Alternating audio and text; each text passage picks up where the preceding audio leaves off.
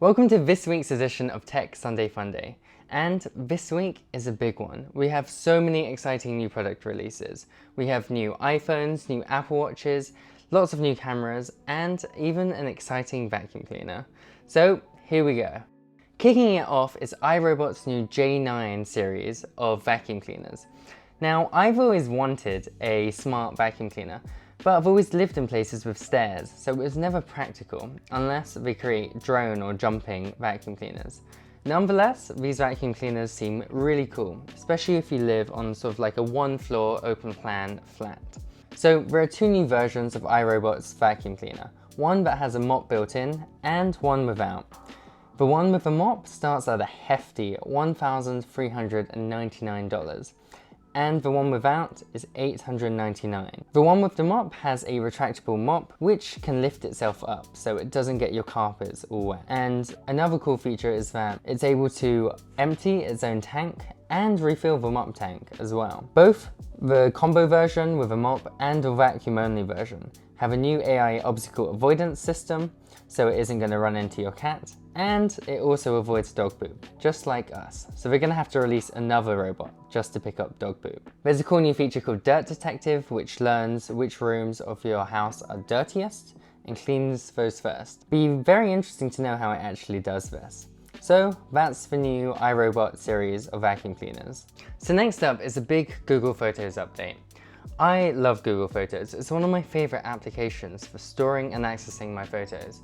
I love it for sharing albums with friends and family.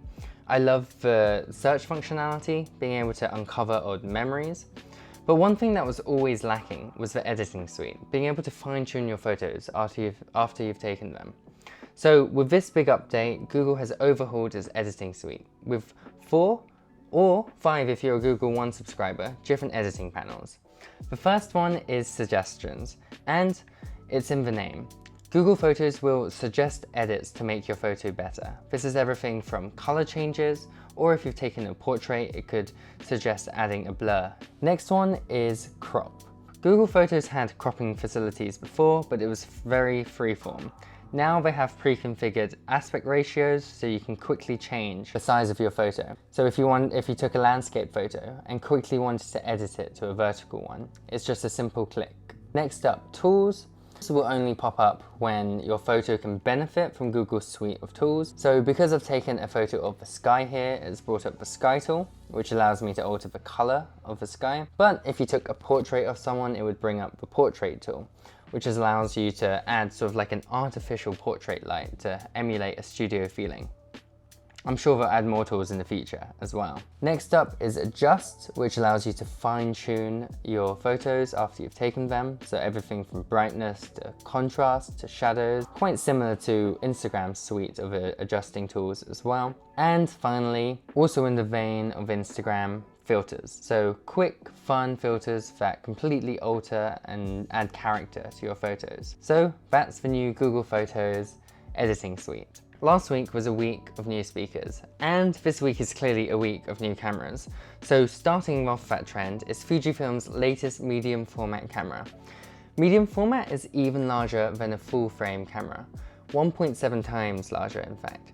And with Fujifilm's latest GFX100 II camera, what a name, really rolls off the tongue. It has a brand new design, a new 102 megapixel image sensor, so you should have heaps of detail in any photos coming out of this, a faster sensor as well, and a brand new AI-based subject detection autofocus, which should make this photo very capable at shooting wildlife or fast-paced moving subjects.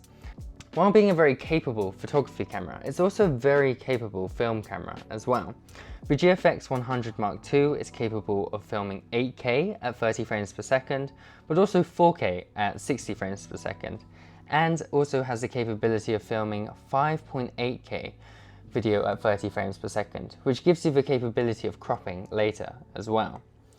Adding to this video capability is also able to internally record Apple ProRes.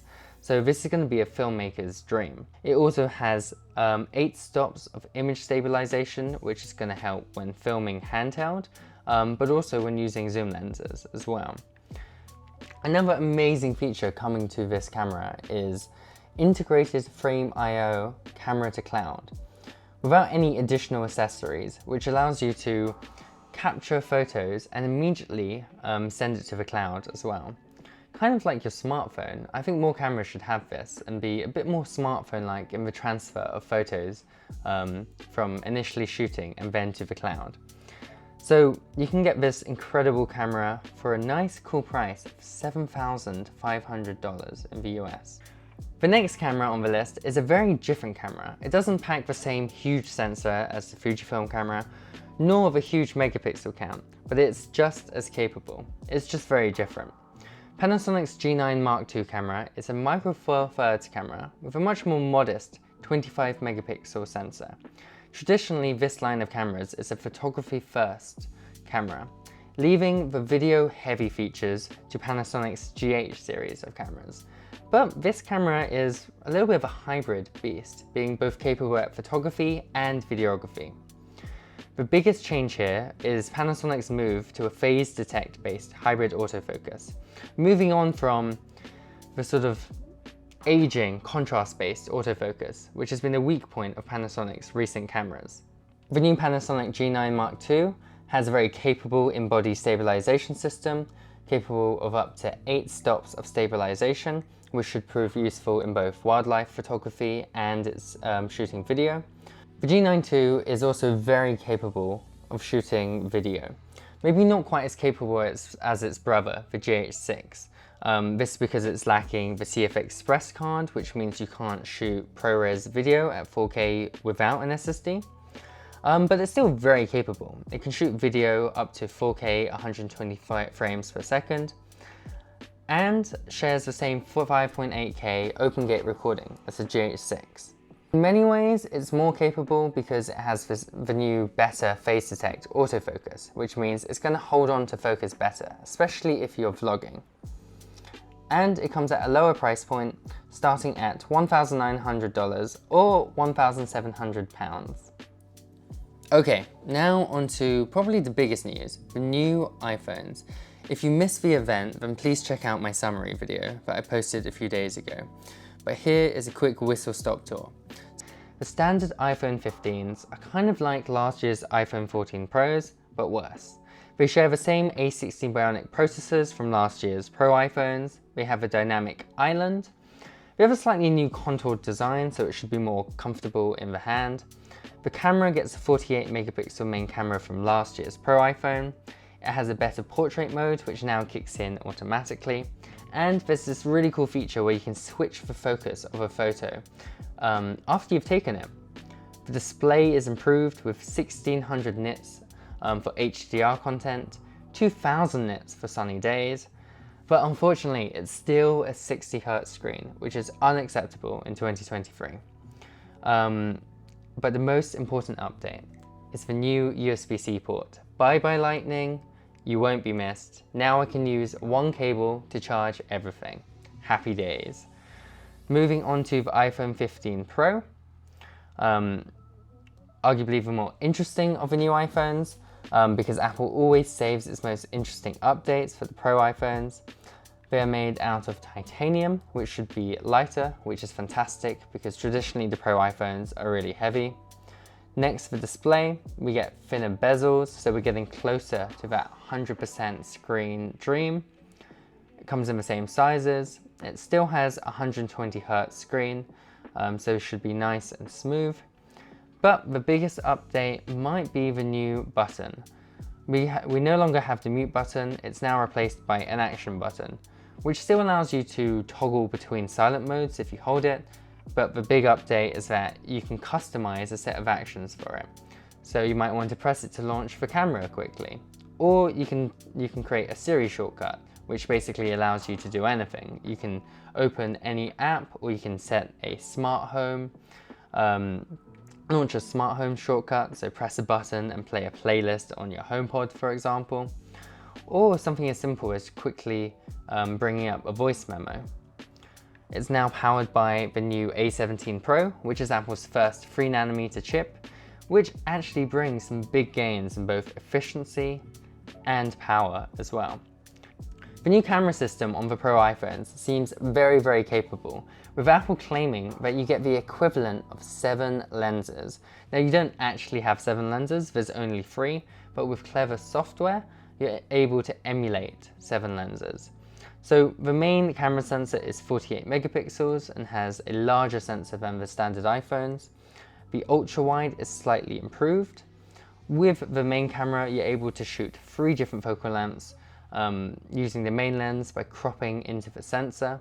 You get the equivalent of 24mm, 28 and 35. The night mode portraits are now better, make use of a LiDAR sensor. Unfortunately, the smaller iPhone only gets a very unimpressive 3x zoom lens, but the Pro Max gets a 5x zoom lens with a larger sensor that is also backed up by a new stabilization system. So if you're into photography, it seems the Pro Max is the way to go.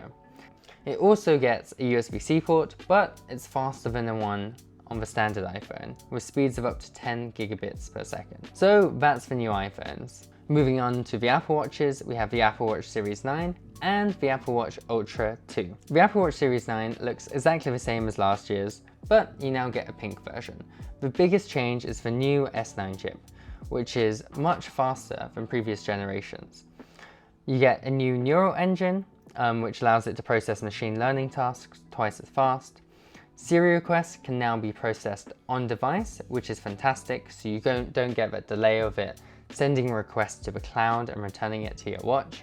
You can now access health data with Siri, so you can ask about your exercise rings or ask about your sleep data. It also has a 2nd gen ultra wideband chip, so you can locate your iPhone like an AirTag or transfer media content from your watch to a nearby HomePod. The screen gets a big update, now 2000 nits, double that of last year. But the biggest update is this new gesture, apparently enabled by the new chip, called Double Tap, which allows you to interact with your watch when your other hand is inaccessible. So if you're walking a dog or climbing. So you double tap your thumb and your index finger, and this allows you to interact with your Apple Watch. For example, answering a call, controlling a primary button in an app. So it'll be interesting to see this. It's clearly inspired by the new Vision Pro, and I'm always excited to see new interactions. Moving on to the Apple Watch Ultra, unfortunately there's not much to say. It comes in the same color. It's powered by the same S9 chip as the standard one. The display can now go up to 3000 nits. It has the same battery life, otherwise pretty much the same. Apple also quietly announced a revision to its Airpods Pro Generation 2. The biggest update is USB-C charging, but it also has upgraded dust resistance and lossless audio when paired with a new Apple Vision Pro. So it should be interesting to see what these changes are like in practice. So that's all of the new Apple stuff. Devialet, the French audio company, has released a new pair of wireless earbuds. You probably know them from their big phantom speakers that can create an insane amount of bass in a relatively small shell. Have released their latest wireless earphones, the Gemini II. It has active noise cancellation tech that adjusts to the shape of your ear for a more personalized experience. Gemini 2 also have active wind reduction, which should help with phone calls in windy conditions. And it has a bone conduction sensor and beam-forming microphones to further facilitate clearer voice calls. As it's to be expected by any earphones in 2023, you have Bluetooth multipoint, so you can switch between multiple devices on the fly. It has IPX4 splash resistance and 22 hours of battery life in the charging case. The Devialet Gemeni II retail for £399 or $450, so very steep. They're competing with the likes of Sony and Apple and many other audiophile brands as well, so they better sound damn good for that price. If the Devialet Gemini 2 don't quite take your fancy, then don't worry, Bose has you sorted. They announced not 1, not 2, but 3 new pairs of headphones this week. They announced the QuietComfort Ultra headphones, the QuietComfort Ultra earbuds, and the QuietComfort headphones. Bose is leaning heavily into immersive audio this year on both its Ultra pair of headphones. This is no surprise, many other audio companies are doing the same. Sonos released a spatial audio speaker earlier this year. Both the AirPods Max and AirPods Pro support Dolby Atmos. It's important to note though, that Bose's approach to spatializing audio has nothing to do with Dolby Atmos. They're using their own proprietary tech to spatialize stereo tracks, so should be interesting to see how this compares with Dolby Atmos. So kicking off their new headphone line is the QuietComfort Ultra headphones, starting at $429 and £459. The new QuietComfort Ultra headphones fold flat, so they're perfect for travel. They offer 24 hours of continuous battery life on charge, though this drops to 18 hours if you're using immersive audio the whole time. It's kind of disappointing that the battery life takes such a hit from turning on this mode. Apparently call quality is also improved. The headphones also support Bose's custom tune calibration and Bose Aware mode. So Bose's custom tune technology uses a microphone inside the earbud to measure the sound in your ear canal and adjust it to create a perfectly balanced sound for your own eardrums. Moving on to the QuietComfort Ultra earphones, starting at $299 or £299. They get the same immersive audio tech and custom tune technology as their bigger brother.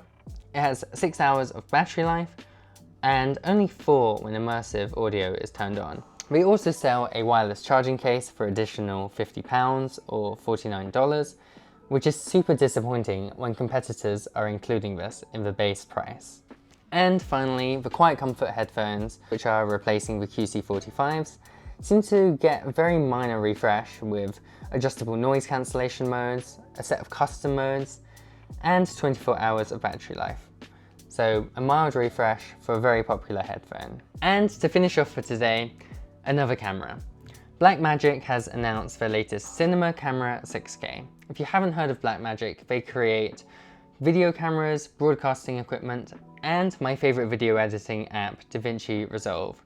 Their new cinema camera 6K is their first full-frame camera, and it's part of the L-Mount Alliance, which is an alliance between some major camera manufacturers such as Leica, Panasonic, Sigma, and now Blackmagic to have a unified lens system. So if you change from one camera brand to another, you don't have to get a whole series of lenses. So that's nice to see. It comes with an all-new 24 megapixel sensor, which shoots up to 6K video, and apparently is capable of incredible low light performance. The new bigger sensor allows for shallower depth of field and better performance in low light. Blackmagic Design also announced a new camera iPhone app today, which is arguably more exciting than their professional cameras. iPhones are becoming more and more capable video cameras, but they're limited by their software. But Blackmagic has extensive experience with professional video editing cameras, so bringing the software from those cameras onto iPhones is fantastic for filmmakers. Being able to edit things like your frame rate, your shutter angle, your white balance and ISO in a single tap is invaluable. But also, they're bringing Blackmagic Cloud to this app as well. So you can shoot on iPhone, have proxies of your video be uploaded to the cloud, so video editors can start editing on the videos straight away. This is fantastic. So that's the tech wrap up for this week. Which piece of technology excited you the most? Was it the new iPhones? Was it the new cameras? Or all of Bose's new headphones? I'd love to know in the comments below. And until then, I'll see you next time.